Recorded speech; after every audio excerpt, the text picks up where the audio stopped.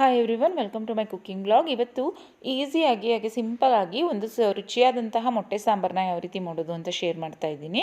ಇದು ಮುದ್ದೆಗೆ, ಸಾಂಬಾರಿಗೆ ಎಲ್ಲ ತುಂಬ ಚೆನ್ನಾಗಿರುತ್ತೆ. ಮಧ್ಯಾಹ್ನ ಈಗ ಊಟದ ಟೈಮ್ಗೆ ಸಹ ಮಾಡ್ಕೊಳ್ಬೋದು, ಇಲ್ಲಾಂದರೆ ರಾತ್ರಿ ಡಿನ್ನರ್ ಟೈಮಲ್ಲೂ ಸಹ ಇದನ್ನು ಮಾಡ್ಕೊಳ್ಬೋದು. ಸಾಮಾನ್ಯ ಇದನ್ನು ಮುದ್ದೆಗೆ ಮಾಡಿಕೊಂಡ್ರೆ ತುಂಬ ಚೆನ್ನಾಗಾಗುತ್ತೆ, ಮುದ್ದೆ ಮತ್ತು ರೈಸ್ಗೆ. ನಾನು ಈ ಸಾಂಬಾರನ್ನ ಮಾಡಲಿಕ್ಕೆ 4 ಮೊಟ್ಟೆಯನ್ನು ತೊಗೊಂಡಿದ್ದೀನಿ.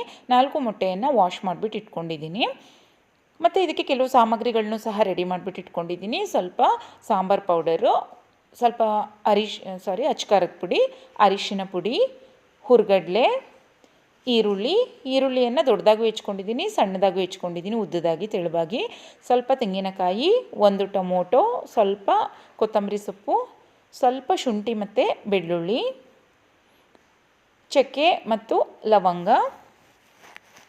ಮತ್ತು ಒಗ್ಗರಣೆಗೆ ಒಂದು ಸ್ವಲ್ಪ ಎಣ್ಣೆನೂ ಸಹ ತೊಗೊಂಡಿದ್ದೀನಿ. ಹಾಗೆ ಸಾಸಿವೆ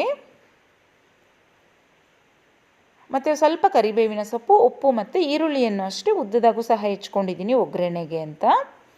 ರುಬ್ಲಿಕ್ಕೆ ಅಂತ ಒಂದನ್ನು ದೊಡ್ಡದಾಗಿ ಕಟ್ ಮಾಡಿ ಸಹ ಇಟ್ಕೊಂಡಿದ್ದೀನಿ. ಇಷ್ಟು ಸಾಮಗ್ರಿಗಳನ್ನ ರೆಡಿ ಮಾಡಿಕೊಂಡ್ರೆ ಈಸಿಯಾಗಿ ಸಾಂಬಾರನ್ನ ಕ್ವಿಕ್ಕಾಗಿ ಮಾಡ್ಕೊಳ್ಬೋದು. ಫಸ್ಟ್ ಮಿಕ್ಸಿ ಜಾರ್ಗೆ ನಾನಿಲ್ಲಿ ಒಂದು ಸ್ವಲ್ಪ ಕೊತ್ತಂಬರಿ ಸೊಪ್ಪು, ಸ್ವಲ್ಪ ಚಕ್ಕೆ, ಸ್ವಲ್ಪ ಲವಂಗ, ಒಂದು 2-3 ಎಸಳು ಬೆಳ್ಳುಳ್ಳಿ, ಸ್ವಲ್ಪ ಶುಂಠಿ, ಜಾಸ್ತಿ ಹಾಕಿದ್ರೆ ಅದೇ ಟೇಸ್ಟ್ ಬಂದುಬಿಡುತ್ತೆ, ಸ್ವಲ್ಪ ಮಾತ್ರ ಹಾಕ್ಕೊಳ್ಬೇಕು. ನಂತರ ಒಂದು ಈರುಳ್ಳಿಯನ್ನು ದಪ್ಪದಾಗಿ ಹಚ್ಬಿಟ್ಟು ಸೇರಿಸ್ಕೊಂಡಿದ್ದೀನಿ. ನಂತರ 1 ಹಿಡಿಯಷ್ಟು ಇಲ್ಲಿ ತೆಂಗಿನಕಾಯಿಯನ್ನು ಸೇರಿಸ್ಕೊತಾ ಇದ್ದೀನಿ. ತೆಂಗಿನ ತುರಿ ಇದ್ದರೆ ಒಂದು ಬೌಲಷ್ಟು, ಚಿಕ್ಕ ಬೌಲಷ್ಟು ಸೇರಿಸ್ಕೊಳ್ಳಿ. ನಂತರ ಇದಕ್ಕೆ 1 ಸ್ಪೂನಷ್ಟು ಹುರ್ಗಡ್ಲೆಯನ್ನು ಸಹ ಸೇರಿಸ್ಕೊತಾ ಇದ್ದೀನಿ.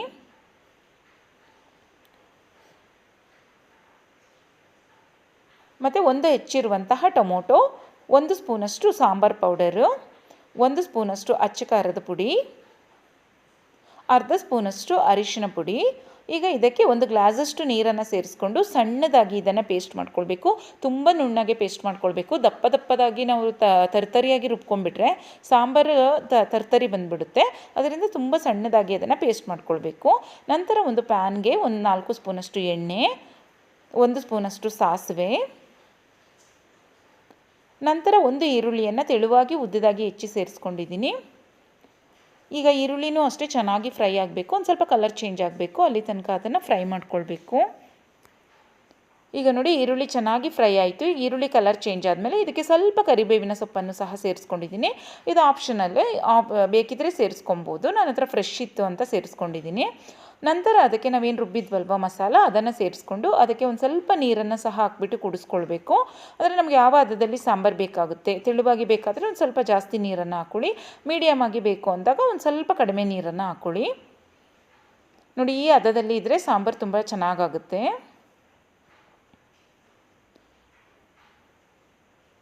ನಂತರ ಇದಕ್ಕೆ 1.5 ಸ್ಪೂನಷ್ಟು, ಈಗೇನು ಸಾಂಬಾರು ಕುದಿ ಬರ್ತಾ ಇದೆ ನೋಡಿ, ಈ ಟೈಮಲ್ಲಿ 1.5 ಸ್ಪೂನಷ್ಟು ಉಪ್ಪನ್ನು ಸಹ ಸೇರಿಸ್ಕೊ, ರುಚಿಗೆ ತಕ್ಕಷ್ಟು ನಮಗೆ ಎಷ್ಟು ಉಪ್ಪು ಅವಶ್ಯಕತೆ ಇರುತ್ತೆ ಅಷ್ಟನ್ನು ಸೇರಿಸ್ಕೊಬೇಕು. ಈಗ ನಾನು 10 ನಿಮಿಷ ಸಾಂಬಾರನ್ನ ಚೆನ್ನಾಗಿ ಕುದಿಸ್ಕೊಂಡಿದ್ದೀನಿ. ಸುತ್ತಲೂ ಎಣ್ಣೆ ಬಿಡಬೇಕು, ಅಲ್ಲಿ ತನಕ ಚೆನ್ನಾಗಿ ಕುದಿಸ್ಕೊಬೇಕು. ಯಾಕೆಂದರೆ ಮೊಟ್ಟೆ ಹಾಕಿದ್ಮೇಲೆ ನಾವು ಅಷ್ಟೊತ್ತೇನು ಬೇಯಿಸಲ್ಲ, ಒಂದು 5 ನಿಮಿಷದಲ್ಲಿ ಸಾಂಬಾರನ್ನ ಆಫ್ ಮಾಡಿಬಿಡ್ತೀವಿ. ಈಗ ಮೊಟ್ಟೆಯನ್ನು ಅಷ್ಟೇ ಹಾಕೋ ತನಕ ನಾವೇನು ಜೋರಿತ್ತು ಫ್ಲೇಮು, ಮೊಟ್ಟೆ ಹಾಕೋ ಟೈಮಲ್ಲಿ ಒಂಚೂರು ಮೀಡಿಯಮ್ ಟು ಲೋ ಫ್ಲೇಮ್ ಮಾಡ್ಕೊಳ್ಬೇಕು. ಫ್ಲೇಮ್ನ ಸ್ವಲ್ಪ ಕಡಿಮೆ ಮಾಡ್ಕೊಳ್ಬೇಕು. ಈಗ ಮೊಟ್ಟೆಗಳನ್ನೂ ಅಷ್ಟೇ ಸ್ವಲ್ಪ ಗ್ಯಾಪಲ್ಲಿ ಅಂತರದಲ್ಲಿ ಅದನ್ನು ಬಿಡಬೇಕಾಗುತ್ತೆ. ಏಕೆಂದರೆ ಹತ್ರ ಬಿಟ್ಬಿಟ್ರೆ ಅದು ಮೊಟ್ಟೆ ಎಲ್ಲ ಜಾಯಿನ್ ಆಗಿಬಿಡುತ್ತೆ. ಸ್ವಲ್ಪ ಗ್ಯಾಪಲ್ಲಿ ನೋಡಿಕೊಂಡು ಮೊಟ್ಟೆಯನ್ನು ಹಾಕಿದ್ಮೇಲೆ ಮೀಡಿಯಮ್ ಫ್ಲೇಮಲ್ಲಿ ಅದನ್ನು ಒಂದು 5 ನಿಮಿಷ ಕುದಿಸ್ಕೊಬೇಕಾಗುತ್ತೆ. ಈಗ ನೋಡಿ, 5 ನಿಮಿಷ ಕುದ್ದಾದಮೇಲೆ ನಾನು ಮೊಟ್ಟೆಗಳನ್ನ ಟರ್ನ್ ಮಾಡ್ತಾ ಇದ್ದೀನಿ. ಈಗ ನೋಡಿ, ಸ್ಟವ್ ಆಫ್ ಮಾಡಿದ್ದೀನಿ. ಮೊಟ್ಟೆ ಸಾಂಬಾರು ರೆಡಿ ಆಯಿತು. ಈ ರೀತಿ ಮಾಡಿಕೊಂಡ್ರೆ ತುಂಬ ಚೆನ್ನಾಗಿರುತ್ತೆ. ಮುದ್ದೆಗೆ ಅಂತೂ ಈ ಸಾಂಬಾರು ತುಂಬ ಚೆನ್ನಾಗಿರುತ್ತೆ. ಮಧ್ಯಾಹ್ನ ಏನು ನಾವು ಲಂಚಿಗೆ ಮಾಡ್ಕೊಳ್ತೀವಿ, ಮುದ್ದೆ ಮತ್ತು ರೈಸ್ ಮಾಡಿಕೊಂಡಾಗ ಈ ಸಾಂಬಾರನ್ನ ಮಾಡಿಕೊಂಡ್ರೆ ತುಂಬ ಚೆನ್ನಾಗಾಗುತ್ತೆ. ರೆಸಿಪಿ ಇಷ್ಟ ಆದರೆ ನೀವು ಟ್ರೈ ಮಾಡಿ, ಬೇರೆಯವ್ರಿಗೂ ಶೇರ್ ಮಾಡಿ, ಹಾಗೆ ಚಾನಲ್ನ ಸಬ್ಸ್ಕ್ರೈಬ್ ಮಾಡ್ಕೊಳ್ಳಿ. Thanks for watching. ಬಾಯ್.